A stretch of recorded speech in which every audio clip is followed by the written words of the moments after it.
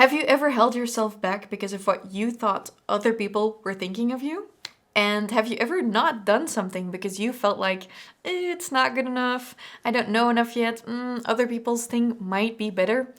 Rest assured, you are not alone, and today we're gonna kick imposter syndrome's butt. Hello, and welcome to the Fast Forward Amy Show, the show where we lift your life and business with simple strategies. I'm Fast Forward Amy, your host and coach, and I'll bring you a new episode every Tuesday. In my most emotional coaching calls, my clients usually get emotional, and myself too, because we are talking about their fears and their mindsets. You know, when a landing page doesn't work out, you don't really cry about it, you just fix it. But when your mindset is holding you back and you fear what other people think of you, you can't take the next steps because you have fear of failure and imposter syndrome, that can really trip you up. And most recently, a few weeks ago, I had a coaching call with one of my clients and we were in a really big group. And it became super heavy and emotional with actually a bunch of different clients because we were doing some type of hot seat coaching. Because we were talking about, for example, a partner who isn't supportive. We were talking about what if my stuff isn't good enough compared to my colleagues who are doing it way better than I am or who've been in this game for longer. And that got me thinking, and I was like, I think we really need to create a podcast episode about all of this, about what if I'm not good enough? What if everyone else is already doing it? What if other people are better? What if I don't know enough for my clients? Because these are all things that I have gone through as well, especially in the beginning of my fitness coaching career and then later in my business coaching career. And you know what? Sometimes I still have those feelings. Sometimes I am afraid to ask for feedback because I'm like, what if the feedback will be negative? But I still ask for feedback because that's how I can improve. That doesn't mean that I'm always ready to hear it. Most of the time, by the way, the feedback is positive. But I always ask feedback in a way that I can learn from it and can keep improving because that's how I like to run my business. I still struggle with these things. I still sometimes think back, like, for example, things I taught a year ago and I'm like, ugh, cringe. Was it good that I did it like that? Could I have done it better? I know so much more now. So there are always all of these thoughts popping up. And I'm pretty sure that you might recognize some of these voices. So today I thought, let's go through a couple of these different little devils in our head, these little voices that fuel our imposter syndrome and fear of failure, and let's kind of just like battle them, and let's just look at a few other things that can help us through this. So one of the first things I thought about is, what about that thing, for example, when you want to bring out your first product, you want to launch your service, you want to post tips online, you want to create an ebook, and you think, well, but I shouldn't create, for example, an at-home workout plan because everyone else is always doing it. Or let's say you're a copywriter and you want to create a copywriting course for solopreneurs who can't afford a copywriter. You might be thinking, oh, but that one person who's my hero that I follow online has already created a copywriting course. You know, there must be something where you're like, well, why would anyone listen to my stuff? Because everyone else is already doing it and it's far better, right? I'm certain you've had these thoughts. I've had these thoughts too, because for the longest time I wanted to create my Business Freedom Elevator, but I was like, well, there are already programs like that out there. Until I realized, you know, my twist is always going to be different than other people's twist. And whenever I am afraid that it might not be good enough, because I also have those fears, I think about, well, but they will never be able to find all of the information online that I am handing out because it's infused with my experience, with my clients' experiences, with the hundreds and thousands of people I have coached. That's all of the knowledge I've put into that program. So I started reframing everyone is already doing it and what if other people are better at it?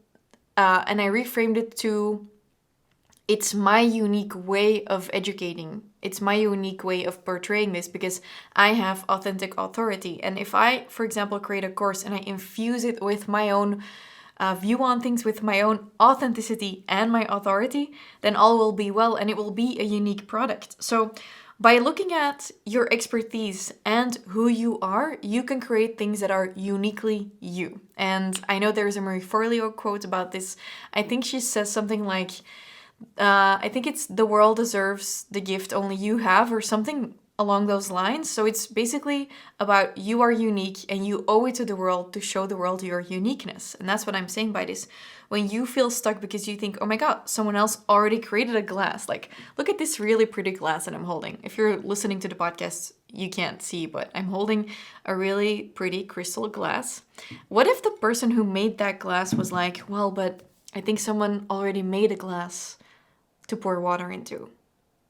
I'm fairly certain there are already tons of options of glasses that you can just use for your water, but this might be unique, might not be unique, but I found it on this website. Everything was portrayed with gold, and I love my crystal accessories. So I was like, I love this. Then I put a golden straw in it that I found on the same website, and for me, this is unique. Same goes for my coaching programs. I will teach in a very action-oriented way, and other coaches will teach in a more theoretical way. I will make stupid jokes when I'm recording voiceovers over slides. Some people will make it more dry. Basically, when I can look at both the expertise only I have, it's not enough because other people might have the same expertise but not the same experience. But if I can add then my authenticity, that I can teach it in a way that really aligns with my own values and really the way my friends know me too, then I can create unique products. And so can you. So if you were like, well, I want to create an ebook with easy meal prep meals for people, but no one will be interested in this because on this YouTube channel you can already find ebooks for meal prepping.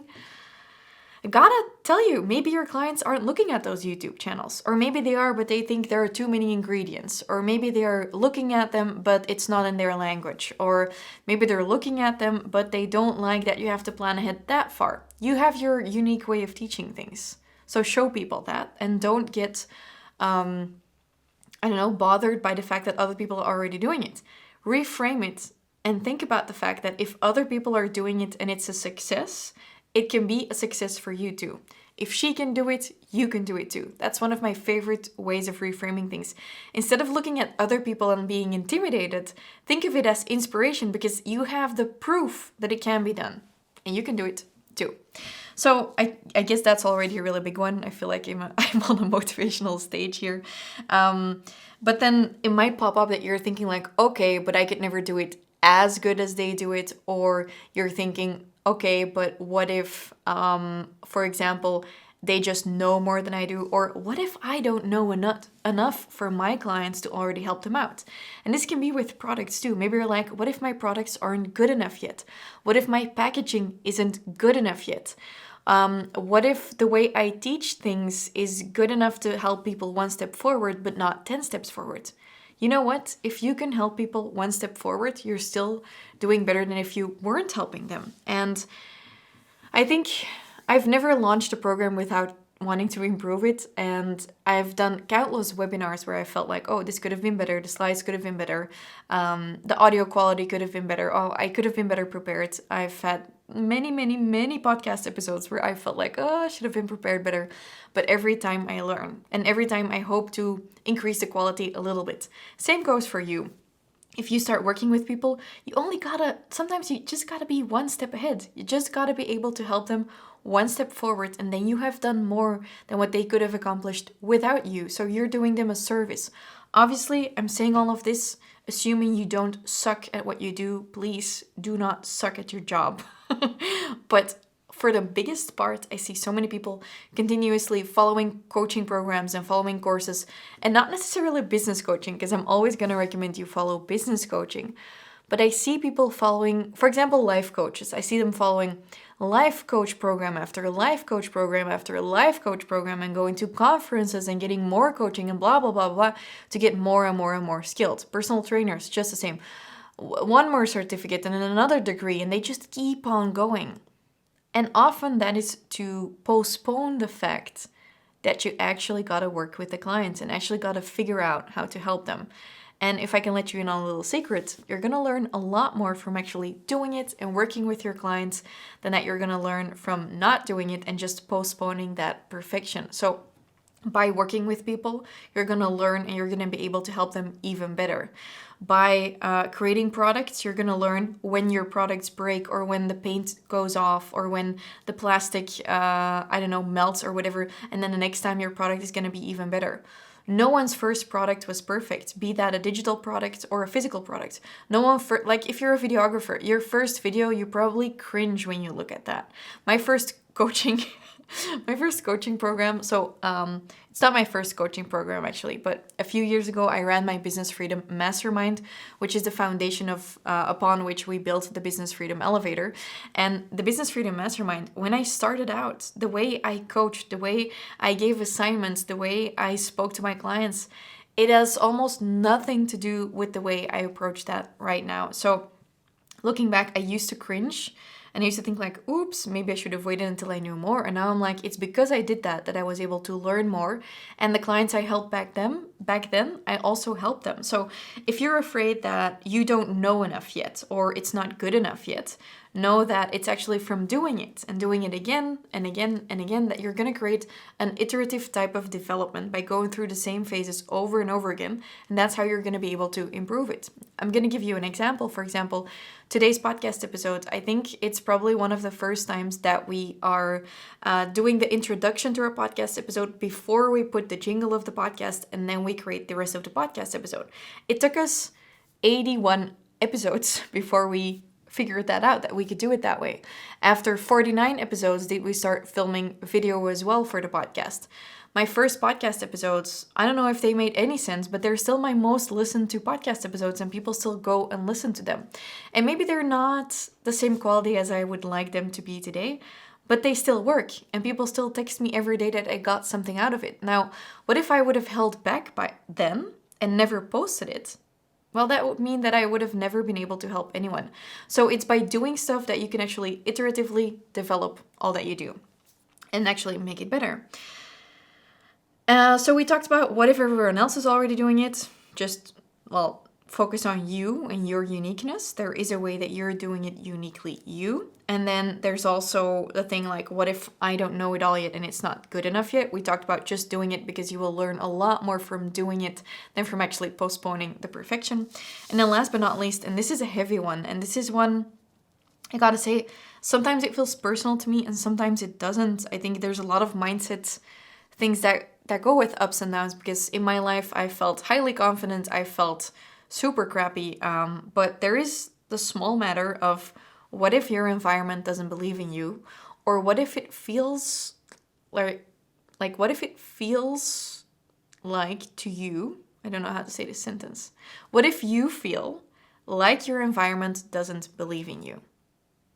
It might be that they don't believe in you because they don't understand or they're just crappy people, or it might be that you're actually projecting your own judgment on them. So let's look at that. First up, check your own judgment. Do other people really not believe in you, or are you just like projecting it and thinking that they don't believe in you because you yourself are dealing with a crippling fear of failure? My guess is other people believe in you big time. I know that my best friend and I, we've had many conversations where we're like, you don't think I'm smart, or you don't think I'm intelligent or pretty or funny or whatever. Where we're like, no, that's all in your head. I think you're the smartest, funnest person in the world. And I love you and I love every part of you. But that's something you're dealing with out of your own trauma from childhood. So it might be when it feels like to you that your environment doesn't support you or doesn't believe in you, that it's actually you. You don't believe in you. Because guess what? If you would believe in yourself, it wouldn't be so heavy. You wouldn't actually, like, even if you get criticized, you wouldn't actually attach too many emotions to it, because you would be like, well, you do you, but I know my own worth. So probably there's a lot there to work through. And you can just have a look at, okay, what am I afraid of? Like, take a piece of paper and literally just write down, what am I afraid of? Or why don't I believe in myself? And then probably, you know, by the way, doing this out loud verbally or writing it down really helps to get out of your own head. I really recommend it. So what if you wrote down, like, why do I feel like this? Or why do I feel so insecure? What am I afraid of? Just let your thoughts flow. And probably at the end of a brain dump, and where you're just like writing down your thoughts on a piece of paper, and it doesn't have to make sense. It doesn't have to be like a bullet type, piece of paper, but just write down all of the words, and at the end you will see that from the moment you step away from rational thoughts, you will go to the emotional thoughts, and you'll think like, I am not good enough, I don't know enough yet, I will make a fool of myself when I publish this. And then we go back to the previous things we were talking about, like you are good enough, you're already good enough, and you're gonna get even better in the future. So that's totally fine, but check your own judgment and stop projecting that on your environment, because probably when you actually talk to them, a lot more people will believe in you. And they are obviously, like, if they don't believe in you, which is the second part, they're probably just projecting their own fears onto you. So the typical example of this is, for example, when you grow up in a non-entrepreneurial family and you want to become an entrepreneur, and they're like, no, stick with your job, stick with your really great job at like a big four company. Don't go after your own dreams, because that's safe. Newsflash, working for someone else is not safe at all. I think we know that. And they're probably just placing their own limiting beliefs on you, because maybe at some point they had a really big dream, but they were never able to do it or to make it come true. So they will refer to what they know and what they've been telling themselves in order to like apologize for why they didn't make their big dreams come true. For example, maybe you're a hairdresser and your dream is of opening a really big salon, and your mom will tell you, don't do that, there's so much responsibility that comes with it. Because maybe at one point she wanted to do her own thing, but then, for example, she got kids and she wasn't able to do it. I don't want to stereotype here, but I do think there are a lot of stereotypes. Especially as women, we often don't grab all of the opportunities that come our way because we choose to prioritize our kids, for example, which is great because we can always choose to prioritize our own stuff. But that does often mean, from both parents, by the way, that there will be some judgment and projecting onto kids, because although you want better for your kids, it can also be very confronting to see that they might do what you weren't able to do and will never be able to do, because other people do have more of a ticking time bomb sort of feeling after a while, So what I would suggest you do when you encounter these types of people who obviously don't believe in you, for example, like your partner, I would sit down with them and first and foremost really explain why it is so important to you that you do all of this. For example, quitting your job or building up your own web shop or following a course, for example. This is an objection I see a lot. People are like, hey, Amy, I want to follow your online business boss course or your business freedom elevator, and I really want to do it, but my partner doesn't really want me to invest in this. And I get that you would make those decisions yourself or together. For example, I would never ask my partner for permission or whatever, but I also get that in certain relationships, it's really important to make those big decisions together. So that's fully up to you, zero judgment from my part, but it is important that you then really look at why it is so important, because sometimes buying a really big TV might be more important to one person in the household than for the other person, but it's really apparent like you want that because you want to look at the soccer matches on a really big screen. It's very apparent. And then you're like, hey, I want to invest the same amount of money into a coaching program, or I want to invest it in buying clothes for my new web shop. And they might not get it because they only see the downside and they don't see the upside. So not only do you want to explain why it is so important to you personally to make your dreams come true, you also want to explain what the potential upside of it is, because that's just explaining an ROI. You can be like, hey, I need 2,000 euros now to invest in these clothes. And then with the numbers and the margins and the stuff that's going to be coming up, I can turn those 2,000 euros into 4,000 euros, and that will fulfill my childhood dream of having an online store. I don't know, but include them in the why and include them in the upside, and that is how you will get your family, your environment, your partner more on board. Definitely just include them. I've had this in my own relationship too, that I'm like, well, you didn't support me in my launch or whatever, and you know what? If I never talk about the fact that I'm having a launch or what it's about or why it's important, it kind of makes sense that my partner can't really support me, right? So include them in what you do. Don't assume because it's in your own head and it's super clear that they know that it's your childhood dream or that they know that you're stressed out. Really just include your environment in what you're doing. And as I'm saying this, I kind of just feel like, I could do a little bit more of this too. So I think you're going to get a lot more support from your environment when they understand what you're doing, because they actually might feel a little bit stupid that they don't understand. So maybe just have an open chat about it, okay? But you'll get a lot more support than you think, I think. And if that's not the case, then I have really good news for you, because I have a Facebook group that is chock full of really supportive people. We have our Fast Forward Family Facebook group. It's created for abundant entrepreneurs or ambitious entrepreneurs like yourself. And you can come and join our group for free through fastforwardamy.com/fastforwardfamily. And I also added the link in the description here. And in there, we share tips, we share funny stories, we share our fails with each other so that we can hype each other up. The group is really made for ambitious people like myself, like yourself, so that you can really find this other type of environment than maybe the one you grew up in, because let's face it, sometimes you just outgrow your environment, and I think it's really paramount that you then find a new environment that does support you. And it doesn't always mean that you have to let your old friends go.